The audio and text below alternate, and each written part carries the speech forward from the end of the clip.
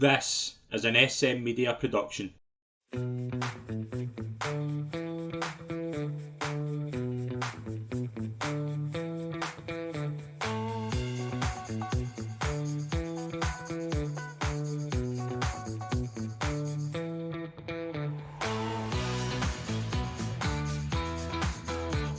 Hi folks, and welcome to the latest episode of SM Media's Road to Cheltenham 2023. I'm Scott McPike. It's an absolute pleasure to be your host as always. Delighted to be joined as always by from the Scottish Daily Mail, Calum McClurkin. Calum, bit of a quiet week this week in terms of maybe not as many horses to talk about, but there's certainly some clues regarding the festival. Yeah, kind of in between prepping for kind of Dublin Racing Festival, getting more entries there. I did go to Ayr Monday, which was quite enjoyable, even though some would suspect the quality wasn't that great, but there was actually good kind of competitive racing, proper national hunt ground as well that we're getting, which is just overdue for some horses, I think. Yeah, absolutely. Yeah, it looked like a good card at Ayr on Monday, and obviously we've had some interesting horses running over the past few days, but we do have some questions to talk about. We had a few sent in. Thank you very much. If you want to send in a question, please leave it in the comments below or send it in our social media. First question: is this the strongest team Paul Nicholls has had in years going into the Cheltenham Festival, and how many winners could he have? Obviously, the last three big Grade 1s in Britain have been won by Paul Nicholls, and he is in really good form. Obviously, I think Harry Cobden's probably riding as good as he's ever rode, just with some of the... I mean, to get Tahmuras, obviously, I think he handled Tahmuras really well. We'll touch about that later on, but he's certainly going in with a better team and certainly more of a target for Cheltenham than you would say than maybe in previous years more than anything. Yes, every time though you look at it, you kind of look and say, well, Willie Mullins has got such depth, and the Irish Challenge is so deep that it's going to be tough to get a genuine kind of graded winner here in Britain. Said the British Challenge was okay last year, and he wasn't really a part of that too much. I think this year he's kind of carrying the can, particularly novice hurdles, I would say. Yeah, I think it's stronger. I think he's got more ammunition, and I think he's pointing a few of them more at Cheltenham. So that's a sign of confidence itself if he is taking his team to there. Whether that will translate into winners, I'm not sure. He definitely has more chances. He'll have a few in the handicaps as well that will probably be quite good.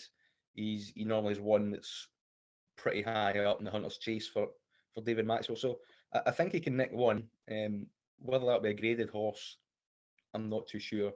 I think he'll have plenty for the likes of a Grand Daniel, something like that. He always seems to throw a dart at the Boodles as well. He's always had a quite a good record in that. Yeah, and yeah, he normally does. And there was one at Taunton that looked quite interesting over the week for that kind of race, if they get the experience in time. But yeah, no, he has plenty of options. Tahmuras, he probably wants it bottomless and supreme. Herman Salmon's got a favourites chance in a wide open Ballimore at the moment. So yeah, he certainly does have certain shouts. I mean, Brave Man's Game's developed into a Gold Cup contender. He is in the conversation, even though it's pretty open and there is still a hot favourite in that. So yeah, I can see him nicking one race. Which that would be, we don't know, but it's probably down to him having 6 or 7 good chances across the board and one of them getting over the line for him. Yeah, I think that's fair to say. I think he's obviously got a lot of darts, maybe in handicaps you can throw, but I do think in graded races, like particularly with Tahmuras, I think he's probably going to reach a ceiling over hurdles. But again, it's just that obviously the Irish Challenge is so big, and I think there's a lot. Well, obviously it could be an interesting festival for Paul Nicholls. Speaking of Willie Mullins, a big question here: where will Willie Mullins decide to run Gaelic Warrior if he goes to the festival? A Gaelic Warrior, I've looked at the 28 races. Gaelic Warrior is in the top 3 in the betting for 6 of them, and that just tells you they're as undecided as we are. I think with this horse, he's obviously got entries at the Monster Hurdle, which has been rescheduled for Tuesday. He's got an entry at Fairyhouse, an entry in the Betfair Hurdle, which I found really quite interesting. Gaelic Warrior last year was obviously there's no doubt to say, it was a handicap plot. This year, what do you do with him? Run him somewhere for starters. I'm sick of seeing his mark at 134 and people talking about it and where he's going to run. I want to see him run left-handed, so that jumping wildly to the right is out of out of bother. So there's two ways to answer this question. The first point is at Cheltenham, I don't really care at the moment because I wouldn't be backing him for anything, to be honest, unless I see him running left-handed again, running straighter. There's no doubt he's better than his mark. 134. He's probably at least a 50 horse. He needs the right kind of conditions in the right race. He looks a 2.5 mile to me. I would say Ballymore if he's straightened out and they campaign him like the Grade 1 horse I think he is, or if they want to take advantage of his mark, then you run him in a Coral Cup, because I don't think you'd want a kind of an experienced conditional in a Martin Pipe, and you'll be bumping into you're more likely to bump into an unexposed one in a Martin Pipe than you are in a Coral Cup. So I think those are the two places that he would rather go. He has entries coming up. One's at Fairy House, right-handed. To me, that's not going to tell me much either. No. So, and that's the thing. Like, I want to see him run left-handed before entertaining him as a Cheltenham prospect, because he's already short across the board because of his mark rather than what he did at Cheltenham. He did get beat. That's the thing. If he'd won that last year, even if he'd like won a lens to Brazil, we'd probably be talking about him as either a champion hurdle horse or a chaser. So it's obviously interesting. He still ran he jumped violently to the right and still only lost, was it half a length? Not even that. So there's definitely talent there. But I was surprised he didn't line up in the Lawlors of Naas. If that's what they wanted to do, it'd have been a big test. Would he have won it? I don't know, but there's certainly something there. There's certainly, and a lot of people are getting onto the fact he's only been put up £5 for when he ran at Cheltenham last year.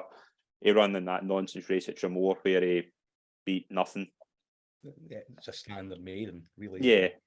And it's a race course at Tramore that doesn't really tell you too much. It's not I know it's obviously it is left-handed, but it's not like I would like to know more about maybe at a Leopardstown or things like that. Somewhere where you can tell, somewhere like Cheltenham. I don't think running at Clonmel and Fairy House is going to tell as much. Betfair Hurdle would be interesting though if he lined up there, because he will obviously get a couple of pounds for the UK handicap, I'd imagine.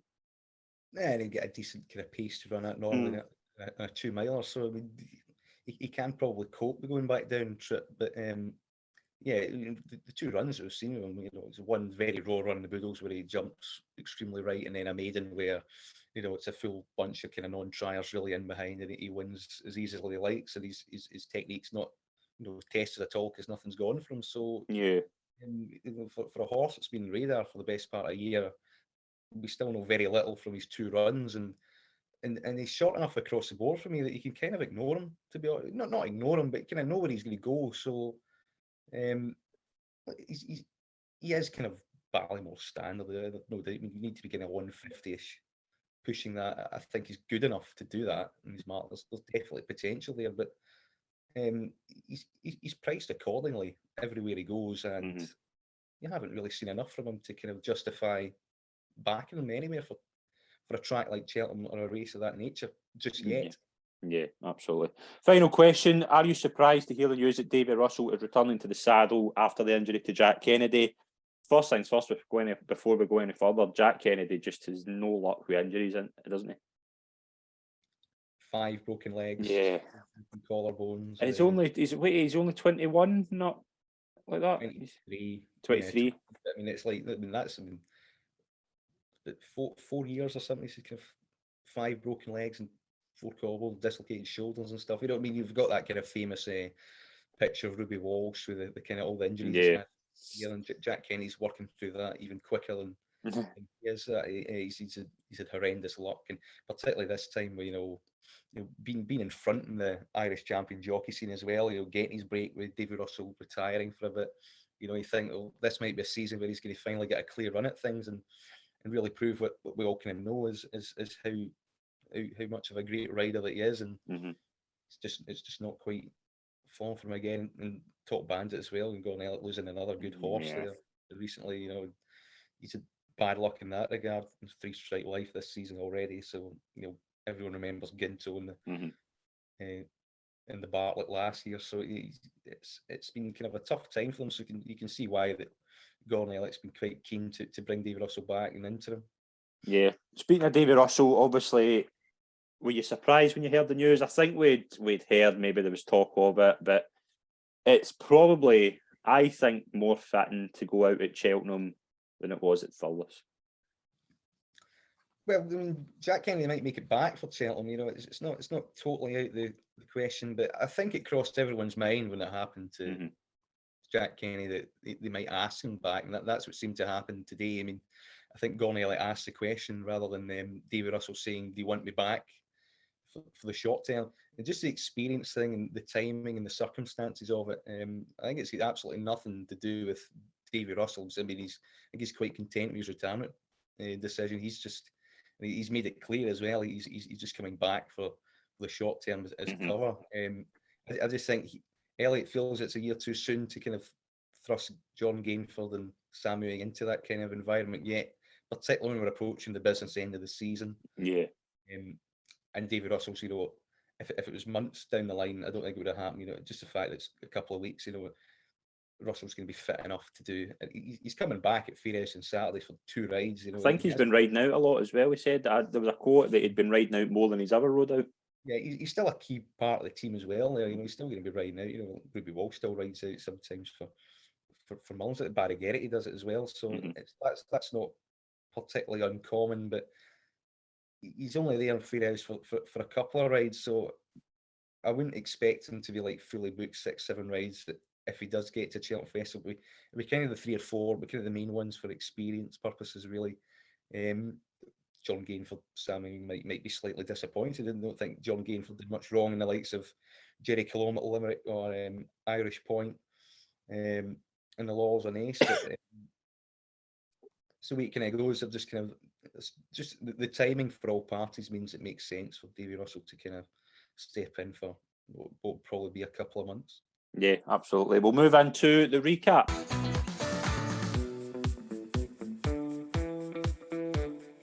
We've not a lot of horses to mention, but we do have a few big clues ahead of the festival. We'll start with Saturday at Sandown. We'll start with Love Envoy, who's now 4-1 for the Mares Hurdle. Again, really nice performance. She just seems to be just improving and progressing. I thought it was a really nice jump at the last. Harry Fry seems to have one here that could potentially be a Mares Hurdle player. She obviously won the Mares Novice last year, and she's more than capable of improving, I think, to be in that level. Yeah, strongly backed in the days if she was supposed to win. She can cope with going back and trips, can cope with going up and trip, versatile in terms of ground, progressive profile. She's definitely in the conversation. Whether they have her as short as 4-1, I'm not too sure. I don't think she's kind of raced against good enough opposition to kind of justify that price yet, but she's definitely second best in the Brits to Marie's Rock, who's a defending champion, and the Brits have that top of the market in the Mares Hurdle very well covered. She won as she liked, and the market pointed that she was entitled to do that. So I wouldn't be absolutely in love with the form, but she's definitely progressive and definitely respected. And there's a lot more to offer there. And she is the Mares Novice that won it last year, and she's the one that's progressed as well. Some of that form in behind at Cheltenham isn't looking too fantastic. We haven't seen Brandy Love come out, who did thrash her. I was keen to get your thoughts on that, because obviously there's talk about Brandy Love potentially going there without a run. From a Brandy Love backer, that I don't like the sound of that, because I think you need to. She's one of those horses you would need to see. I know she proved she can go right-handed as well. She beat Love Envoy really well at Fairyhouse, but that's a horse you would want to see run before you put faith in her at Cheltenham. Yeah, she does have a bit of temperament there. She did it so impressively the wrong way around against what's turned out to be the right opponent, even though there might have been a weak Cheltenham hangover there in regards of the winner. Yeah, the only thing I know about Brandy Love is she was really late back to Willie Mullins' yard, so it's not too surprising. I thought they might have tried to squeeze a soft run at Leopardstown or something like that. Maybe a Clonmel beforehand, but Willie Mullins has done this before. Quivega, prime example. It's a bit of a different era and a bit more competitive now, but Benny Didu, I wouldn't be overly concerned. You'd just be kind of maybe a bit worried about her being maybe too fresh and being a bit too over herself on the day. But that's a decision that you can leave to kind of on the day. She'd be one to kind of monitor heavily in the paddock beforehand. Yeah, we'll move into the Tolworth hurdle, which is won by Paul Nicholls and Tahmuras, now 8-1 in places for the Supreme. Again, a bit of a weird race. Authorised speed didn't really go. Ante Brazil was really disappointing, but Tahmuras, he did it well enough. He idled and idled towards the left, towards the later part of the race, but still good enough. I think there's a lot. I think there's a lot still to improve on with this horse. Yeah, he does look like a bit of a long-term project for me. 8s, 10s for the Supreme wouldn't appeal. And it mainly doesn't appeal because he looks like he needs bottomless ground. And that's fine if the favourite doesn't need bottomless ground, but we know the favourite acts in bottomless ground probably will relish it, Facile Vega, on the day. Yeah. So he's not one to kind of take on Facile Vega in that mole. No Feely Racing Syndicate are picking up decent horses who say we love Envoy. They know exactly what they're doing, and he does remind me of Somerville Boy who did manage to win a Supreme, but it was on that ground and it was a lot more open than that. And I just with Facile Vega there, unless he gets rerouted to the Ballymore or something like that, then it'll need to be soft ground, and Facile Vega will need to be not there really for that horse to kind of become of interest in a Supreme. Down the line, I think he'll probably be a decent chaser. So Paul Nicholls does tend to kind of mind the horses, don't really train them 100% as if Cheltenham Festival is the be all and end all. So he does have a decent future. Again, though, you have to question the form. It was really heavy ground. A lot of them didn't go on it. The favourite authorised speed scoped badly afterwards. Gary Moores ran pretty dreadful all day, really. The whole string, as if there was kind of something amiss. And Arctic Brazil was beaten within 2 flights and never travelled at all, which has been a recurring theme of Henry de Bromhead horses. I think he's 2-28 in the past 2 weeks. Yeah, and the form's been very in and out, but I mean, some of them have been running well, but the 3 over here that ran Britain, Appletard, Envoy Allen, Arctic Brazil have all ran like that and haven't raised a gallop at all. I think the second could be one to take away from, maybe not for, but the Evan Williams horse that was in second, he was getting there. He looks one to potentially for, but maybe not graded level, but if you could get him in a handicap, it'd be quite good. Yeah, handicap it down the line, but it'll be hard to do that this season. Yeah, he runs on. I mean, you could, if he copes with a feint, it can be kind of a Welsh kind of national kind of type of figure. You never know how different horses will progress. I think Tahmuras has got a future. I'm not sure that'll be this year at the high level. Yeah. We'll move into Sunday at Naas, a horse that cannot jump a fence, and I don't think we'll ever mention this horse jumping a fence again. It's Tell Me Something Girl. Obviously a horse you liked last year for the Mares Hurdle. I think she will have to go back down that route because she's not going to be winning a Mares Chase. That's what connections are indicating, that's what they're going to do. With 14-16 to win for that. Did prove that she's got an engine though by pulling that race. She's got an engine, yeah. The race did kind of fall apart. Market Rival made a big mistake at the last kind of gift her a win. She does have a chasing entry in the Dublin Racing Festival, which is peculiar given the way that they're going to go. Would you like to see her have a spin over hurdles? Probably, because she might air a few, going back from the other side. So yeah, I think she's had such a muddled campaign that I think she's one for the kind of cold list at the moment. But it's that thing as well where last year, I mean, I think with both agreements, she would have probably been near enough winning that Mares Hurdle if she'd stayed in her feet. And then the same thing happened to her at Punchestown. It's 11-1, not big considering that she's probably just as good as the horses in the top of the market over hurdles. Possibly, but I think there's a bit of depth to this renewal. I think it's a good race. I mean, you'll have class acts like maybe probably Epataunt going here, when she's supplemented now. Yeah.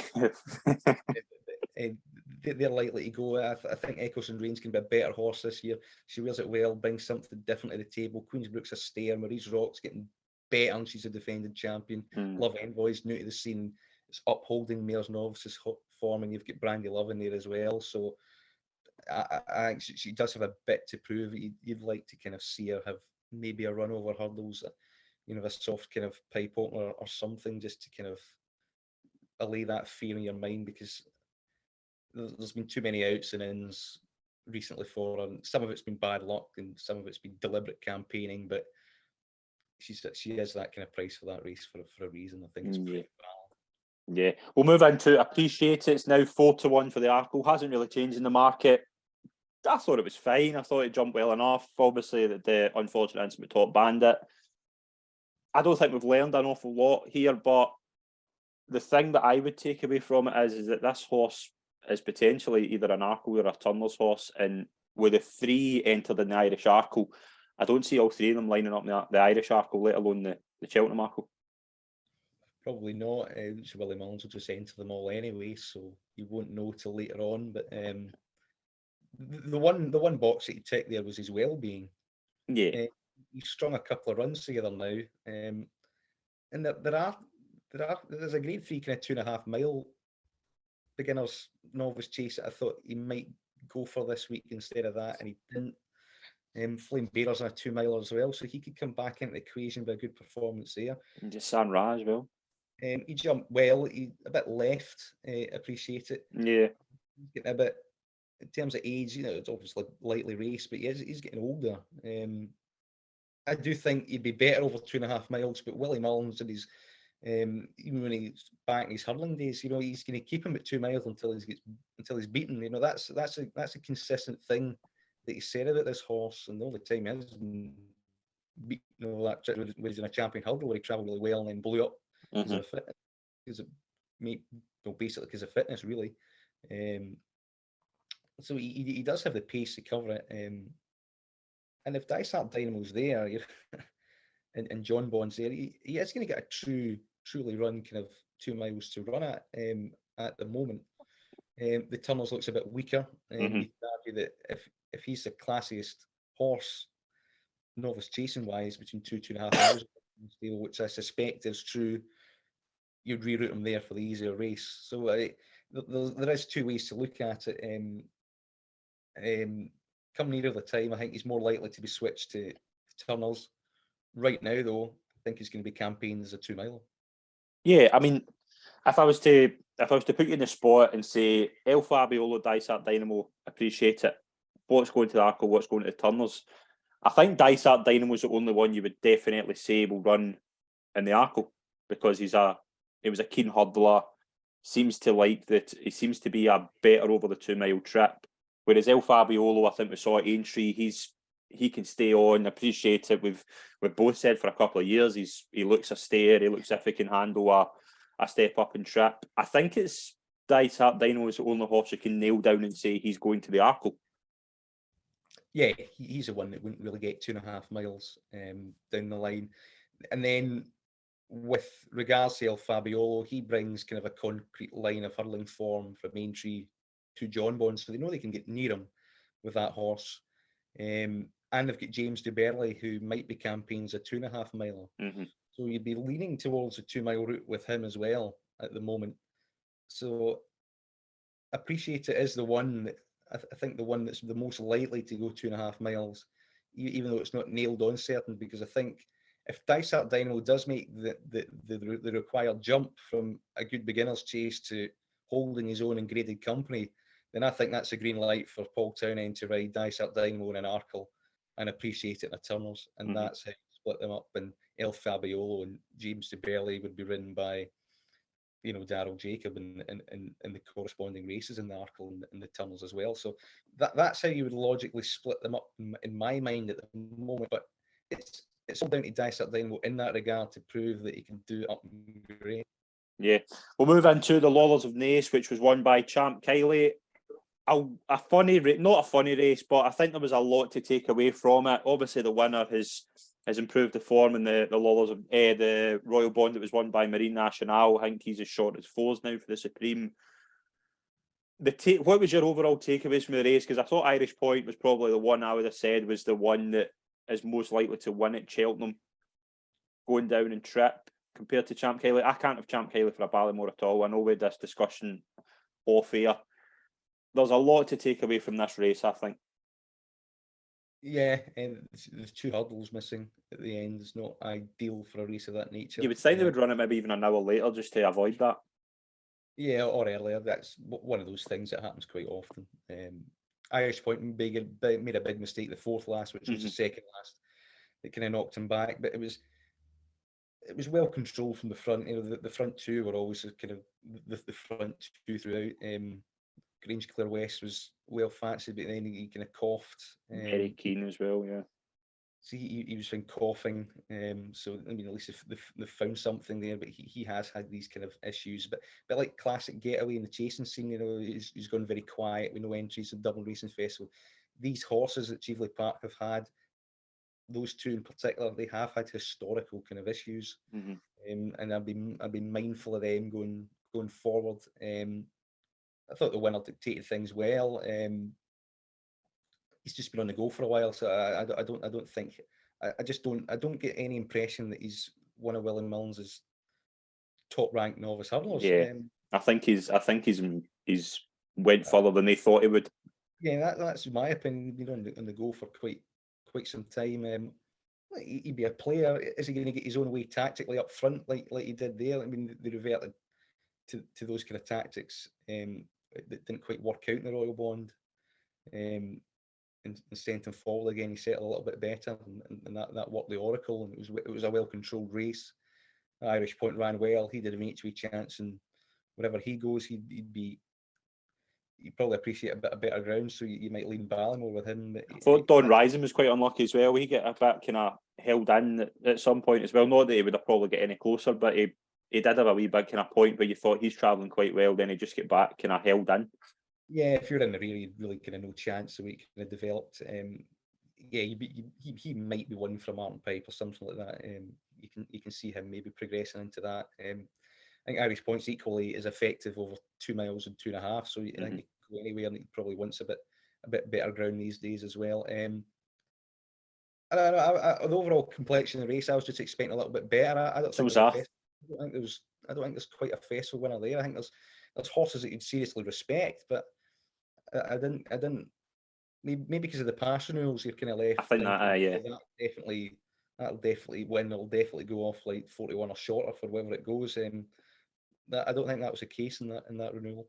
It was a funny race. I think it's because we've had big horses to come out with that in the past few. Even Ginto last year. I mean, we thought Ginto was the real deal, and I think it probably would have been a Cheltenham winner if it didn't go wrong. But I just think we're now, because of the way the market's going, I think we're just expecting something to completely bolt up and then go really short. And when it doesn't happen, well, what do we do? So we're kind of in that position where we're going about prices and horses going way too short, and then when it doesn't happen, you're kind of wondering where do you go from there? Because the Ballimore, I'm kind of hoping American Mike comes back into the fold.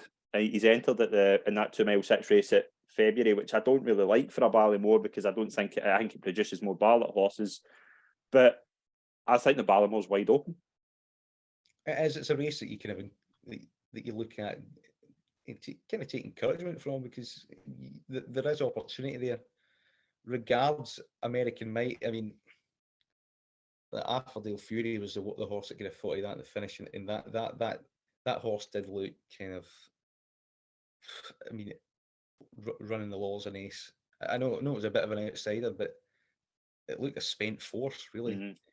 And if that race has left a mark in him, I would do kind of worry about it. It's good to see me entered, but I mean, it's going to take some time for American Mike to get over that and get over the problem that they found. And I think they'll be a bit more careful, see, because obviously the owners have had their things with Ginto and Three Stripe Life. I think they'll be a lot more careful with a horse like American Mike, who has had a bit of a tough season. I don't think they'll rush him back if they don't need to.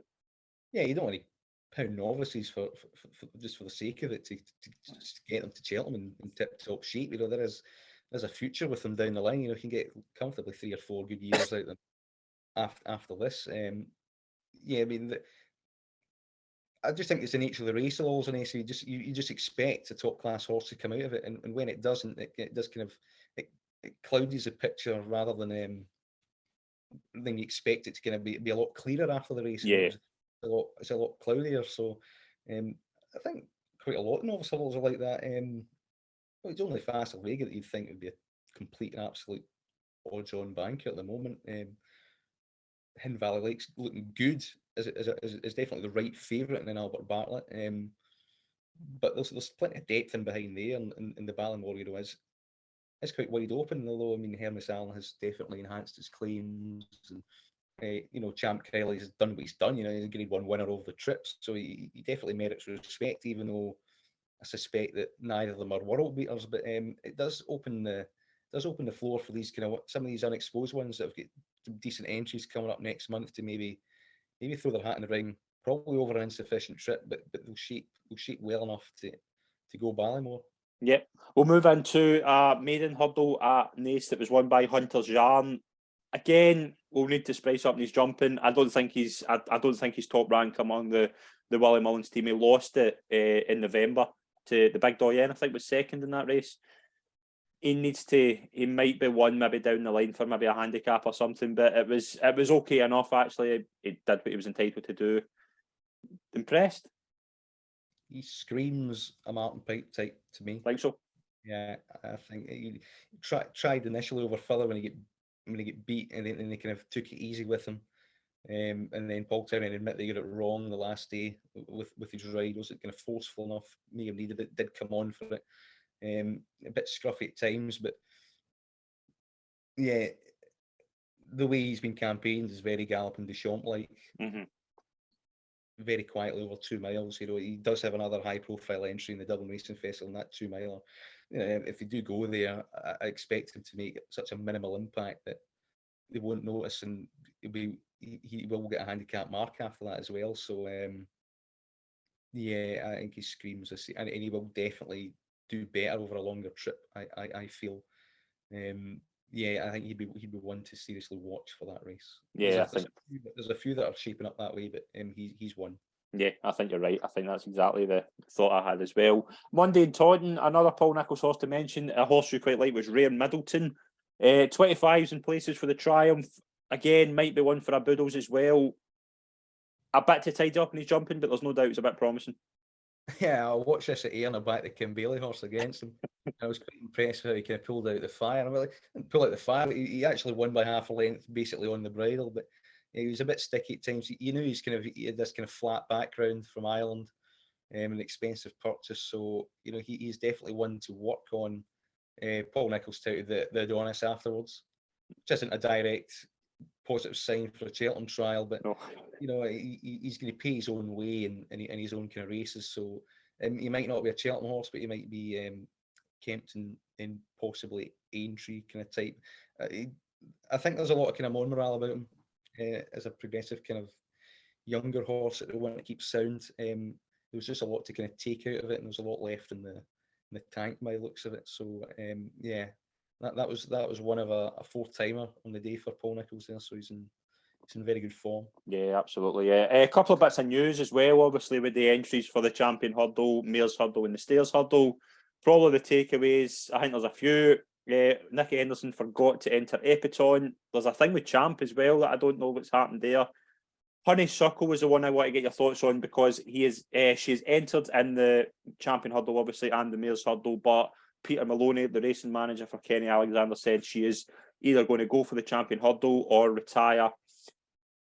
I think that's probably what I would have done as well. I think the Irish Champion Hurdle, it depends if she wins that. I think she'll go for a final Champion Hurdle.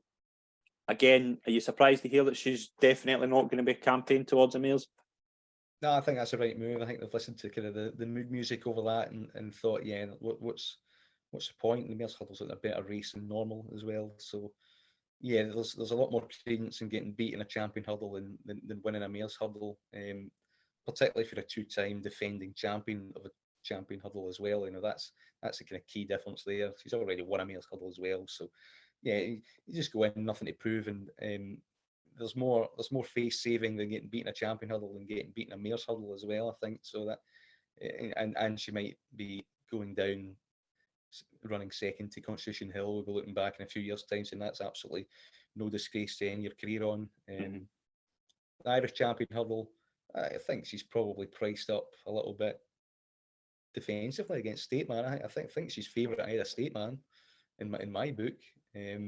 Just because she get beat, State Man beat a Vauban that we've been told has needed the run all season, and yeah, after a Madison, Honeysuckle's back form's better than that, and you've got to give her £7, so and she'll come on for her first run, which she was beaten by 2 steers on bad ground. So I don't think that run is as bad as people make out just because she's lost her unbeaten record.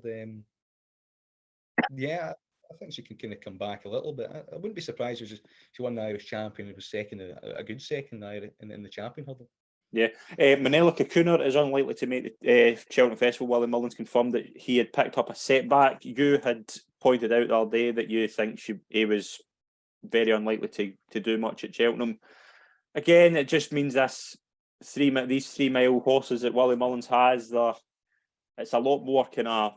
Manila Kakunar was one you'd have thought would probably have went for the Brown Advisory.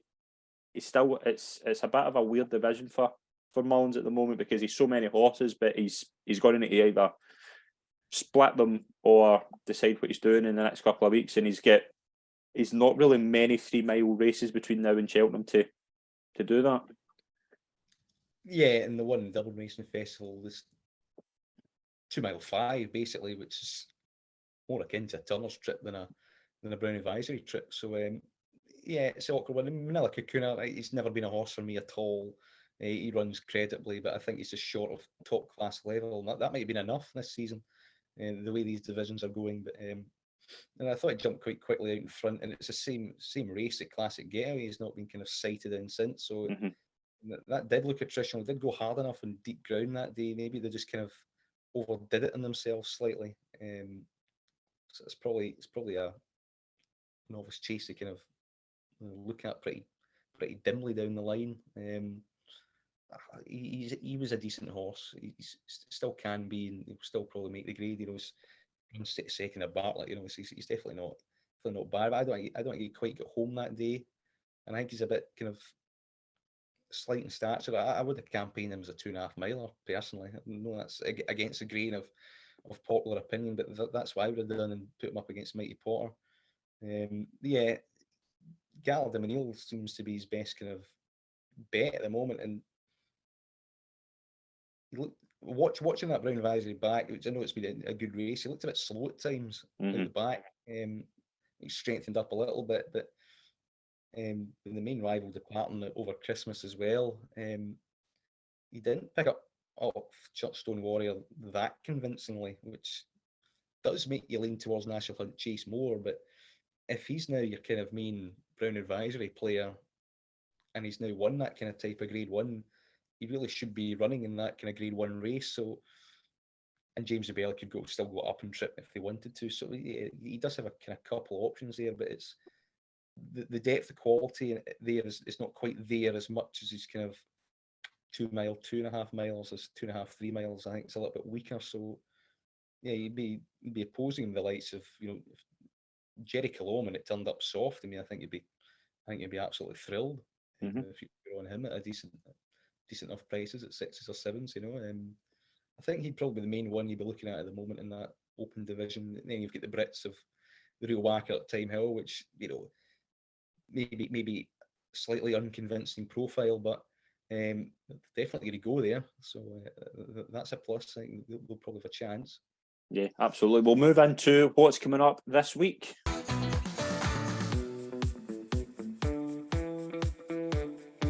We have some racing at Warwick and Kempton on Saturday. We'll start with Warwick. We'll start with the Hampton Novices Chase. Over 3 miles, a Grade 2. Complete unknown for Paul Nicholls, is 6-5 favourite. Gala de la 2, who pulled up obviously the Cotto Star, is 5-2 for the Skeltons. The Gophers in there for Gordon Elliott. What do you fancy here? Complete unknown 6-5. The Skelton horse is 5-2, and Gordon Elliott's is 7-2. Not a classy renewal, but it's fairly open. Yeah, it's a very trappy race in terms of betting of this. The Dan Skelton yard, the form is it's really kind of grim at the moment, to be honest. It's like 1 for 28. It's not. They're operating about 4% in the past 2 weeks. You've been mindful of that. If they were in better form, I'd probably say they are. Complete unknown. It's going to be pretty heavy ground at Warwick, I think. Does handle that. The Gopher, I'm not too sure about in that ground. The outsider might not even be out of it in that regard. But I think think Complete Unknown does have a bit more to offer as well, even though he's more of a kind of more seen as a kind of handicap type last season, and Dan Skelton's Mayor's kind of only getting £2 as well, and that kind of that win from Kempton and Boxing Day was, you could take pluses out, but we was kind of sharply pulled up, and that's kind of in line with the form of the yard at the moment. So I don't know if being turned out as quickly is that much of a positive. I'd be saying we won in the front to the market, and I think the market will point out where he should probably go. So you probably follow the money that if that means Complete Unknown turns odds on, then it's probably no bet race. But I just about side the Nicholls horse on really yard form alone. Yeah, I think I would go for the Nicholls horse as well. We do have the Leamington Novices Hurdle, which is a Ballymore trial over 2 mile 5 furlong. Another Grade 2. Just looking at the market, you've got Jenny's Destiny, Grey Dawning, Knowsley Road, Javega for the Moors in there. I don't think we're seeing a Ballymore winner, but a very open race, 72 the field. I like Jenny's Destiny, who bolted up here over course and distance. And look quite an exciting prospect actually for the Stan Shepherd team. I also think this race will suit. I think the Nicholls horse is almost certain to go forward, and I think Snake Roll will probably go forward as well. They could take each other on and give it a perfect toe into the race. The Skelton horse is again a threat, but that the yard form is worrying enough to just be completely put off backing them at any sort of short price. So I think Jenny's Destiny is certainly the one for me in that. Yeah, I quite like Javega. I thought I was quite impressed with him at Linfield, I think, in October. I think he'll handle a step up trip well. I think the ground will be fine. I think 7-1 is quite a decent bet. I think it's a very open race, and I think I'll take a chance in Javega. We do have a 3 mile 5 furlong handicap chase. Willie Mullins is sent over Mr. Incredible, who leads the market 11-2. 3 under through 5 at 6-1, an old favourite of yours. Likes Grumpy Charlie, I Will Do It, Lord the Manil. Quite an open handicap, but what's the pick here? Well, Alan King's form is beginning to eventually pick up now, the yard, and not a chance won this 2 years ago off 139. He's £9 lower. He had the same banger prep he did 2 years ago, and I think this has been a long-term kind of plan. Similar ground to what he had 2 years ago as well. I think off £9 lower, I think each way at 9-1, I think it's a bit of a no-brainer each way bet for me. He's got a bit to prove, but he did show enough on return there that he can step on, and Alan King is a very good target trainer on these kind of big handicaps. He does like this race. I think he'd be the way forward for me in that one. Yeah, I kind of want a race I'll probably wait to the day. Mr. Incredible going's interesting. There's a Thames qualifier as well at Warwick that's got the likes of Ronald Pumpensire of the Belly in it, so that'll be interesting. But Kempton, we have the Sloveniaco Conti Chase. Pick Dory 6-4, Paint the Dream 5-2. St Calvados is in there. Angel's Breath, who last ran 1,121 days ago, is in there at 11-1. Now trained by Sam Thomas. Pick Dory 6-4. Obviously won the Peterbridge Ace 2-2 this season. I think Pick Dory will just win here. I'd agree, but if it turns up soft or heavy, I'll be concerned. Doesn't like that ground. And will he be able to dominate? He still might be good enough, but the soft ground form is worrying. And if he takes a chance, max one, he'll be done for. I don't particularly like Paint a Dream either. I don't like St Calvados either in this race. I think there could be an upset here. St Calvados did bleed last time, but that was a Mickey Mouse two-runner affair where it was totally unsuitable, and David Maxwell couldn't restrain him. He will get a lead here, from Pick Dory at least. That should make it a bit more comfortable. And if he's over his kind of problems, it's third in the King George. He's a massive price in this, and he's a massive chance. If the market speaks favourably for him, he'd be the one inside with. I wouldn't rule out Angel's Breath. Neither would I. Coming back, has some decent form around Kempton, which a lot of these don't really. The front two, I mean, the favourite obviously does, but the ground would be a bit of a concern. So I think good to soft Pick Dory would get away with it and win and dominate from the front.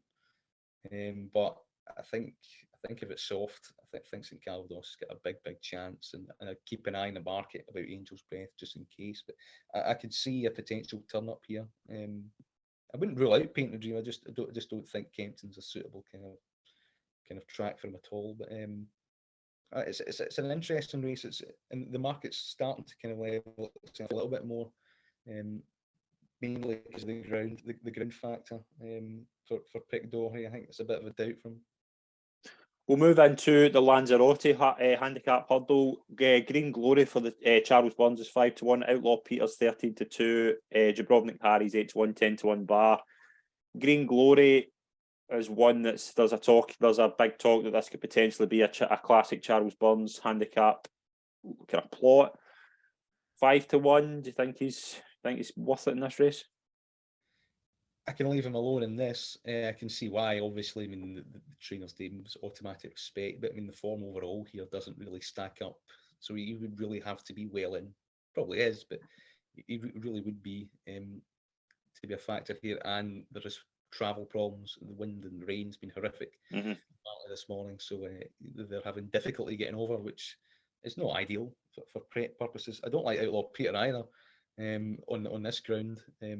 I think if it's soft or heavy, he'd be in a bit of trouble. So I think you can kind of have an endless array of kind of outsiders here that you can look at in this and maybe try and throw in a kind of upset.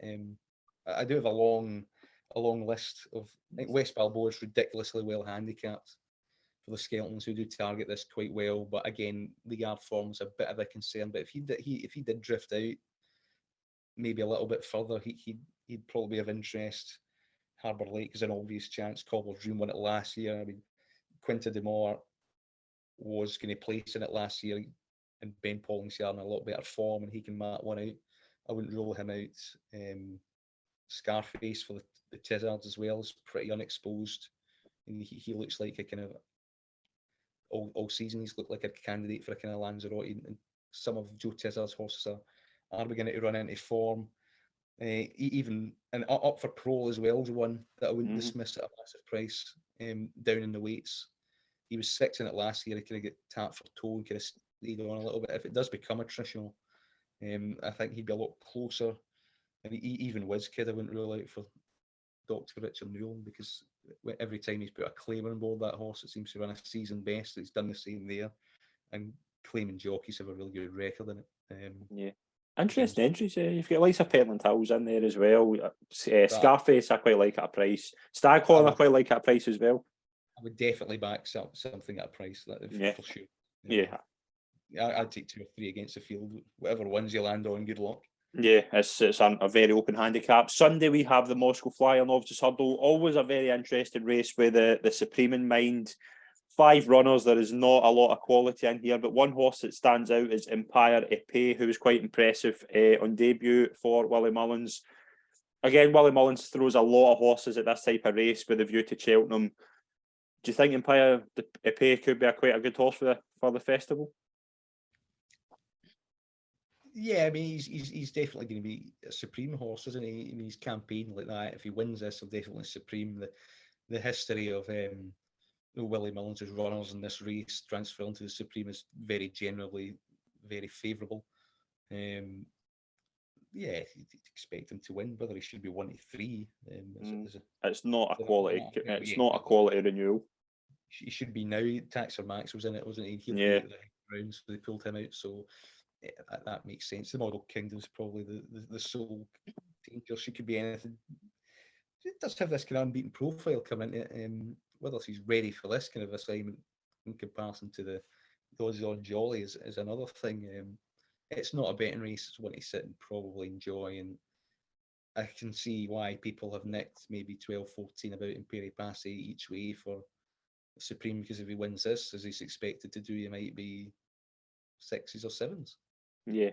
There's a very interesting Grade 3 at Punchestown on Sunday as well that has Impervious, Journey With Me, Hador and Manila Crooner. That's a very, very competitive novices chase over 2 mile 3. Yeah, interesting. Manila Crooner took his chance in this because it seems a trip that's still going to be short and heavy grounds.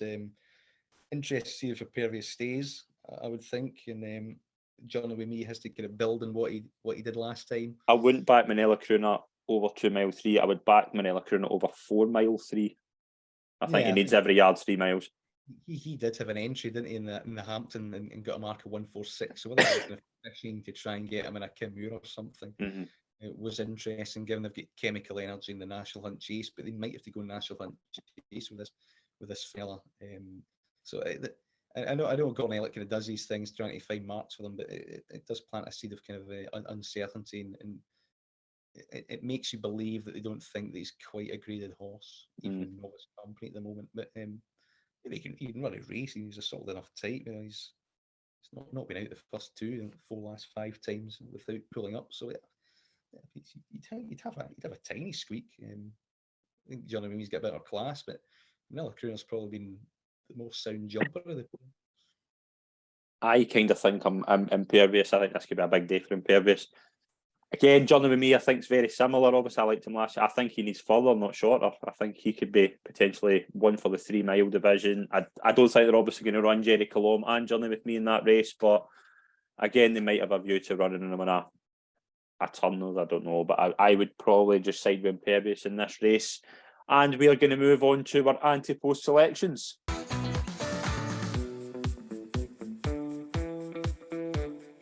We'll take a look at our Ante Post selections up on the list just now. We've got a few kind of interesting entries as well, kind of ahead for us in the big races over the Dublin Racing Festival that will tell us more. American Mike was entered in the 2 mile 6.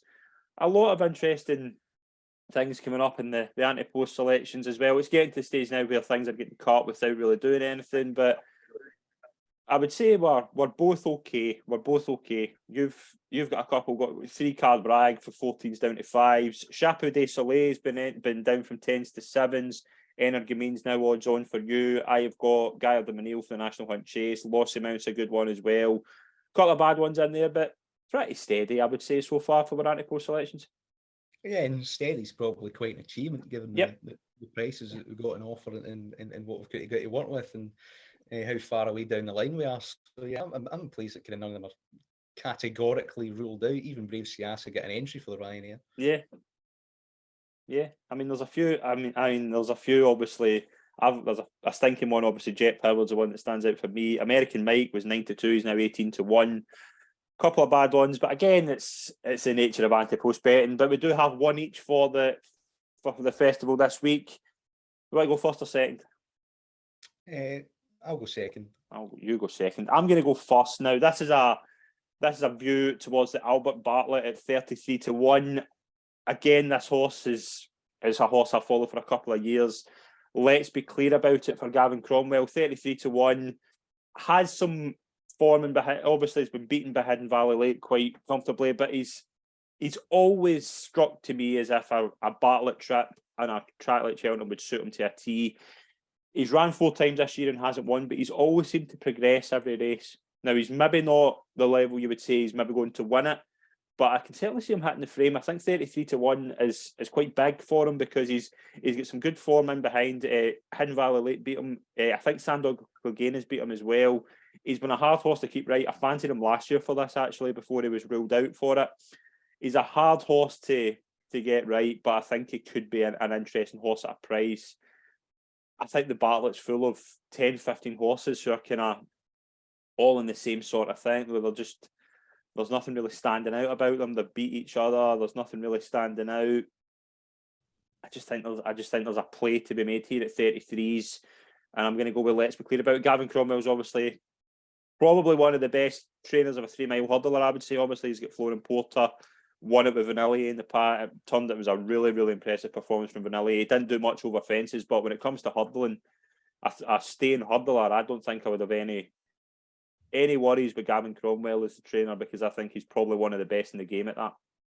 I think that's the main plus out of it. I mean, he could just be totally transformed come Cheltenham time, you know. Yeah. Important. Vanillier kind of won it out the blue at a price. So Favre de Champdou was a horse I was thinking of that beat him last time. It's a division that I've always felt it's had a strong open look to it. 3 card brag could still end up there, for instance. So he's in the 2 mile 6. So just feel that he's maybe a bit exposed and a little bit below the top level, but Possibly. he's and it's fine. It's open, and I mean, there's been so many shocks in the Albert Bartlett down the years before, and even decent horses as well that can win it at big prices, Minalindo. So yeah, it's a race. It's a race that you can definitely have a poke at a price, and wouldn't be surprised if anything won it, on the given day. So yeah, that's definitely worse picks than that. I would say, yeah, that'd have a chance. He was entered in the maiden hurdle at Punchestown on Sunday. I'm just looking to see if he's been declared or not, but it was over. I think it's over 2 mile 5. I'm just I can't see if he's been declared or not, but he was definitely entered in it as well. But let's be clear about it. 30-1. I just like a play. I always like looking at the Bartlett. I think there's always a potential for an upset in that race. Very rarely do the classy horses do particularly great in it, so it could be an interesting race. And yourself, what have you got this week for your Ante Post selection? Diving into the minefield that's the Ballymore and going for Dark Raven at 33. This horse won the maiden hurdle, the same maiden that Sir Gerhard won on Boxing Day at Leopardstown, and surprised it didn't get more. I think it kind of lost in kind of everything else that happened that day, really, on Boxing Day. It was a good performance. His flat form, his bumper forms worked out really well. In his second start, he beat horses like So Scottish, who's favourite for a plate. So I mean, it's probably a bona fide 140 rated horse over fences. 5 of the top 6 in that market are rated over 100 in different various spheres. It was a long time ago, but it does show there's a bit of back class there and a bit of form to go at. I thought he hurdled pretty slickly. I thought he definitely got on trip. Willie Mullins did say that he did have a few setbacks last season. They obviously rate him very highly because they minded him, just thought, oh, just write last season off completely and mind them for the future. That's a sign that they know they've got something probably pretty decent. And I think Mullins was that kind of quietly, softly spoken, really happy with this horse kind of vibe. He does have the 2 mile entry in Facile Vega's race, which I'd like to see him take up. I can see him shaping well in behind Facile Vega there. I can see him Passe being Munir Suede's supreme horse, and I can see this fella developing as the Ballymore type, and Hunter's Yarn can go probably Martin Pipe. So while he could get 3 miles in time, I don't think he jumped from 2 miles to 2 miles in a Dublin Racing Festival and then go to 3 miles in Albert Bartlett. Sir Gerhard went that way. He went to that race, he won it, and he went on to win the Ballymore. And I'm not saying that he's Sir Gerhard class, but I do think he's got that kind of back class strong vibe to him, that he was a highly rated novice last season. And I don't think there's anything in Willie Mullins' mind that's changed in that regard. And I think the Balmore's open enough for him to make an impression from maiden to grade 1. I don't think there's anything seriously daunting there. There's plenty to give respect to. The obvious ones at the head of the market, Hermes Allen, Champ Kiely, In the Pocket, horses like that.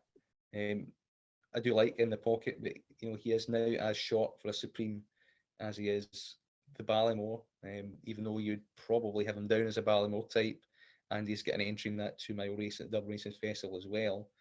But in fact, Arctic Brazil bombed out. I mean, Henry de Bromhead might not have a Supreme horse at all, so they might go there. It might go in the Ballymore.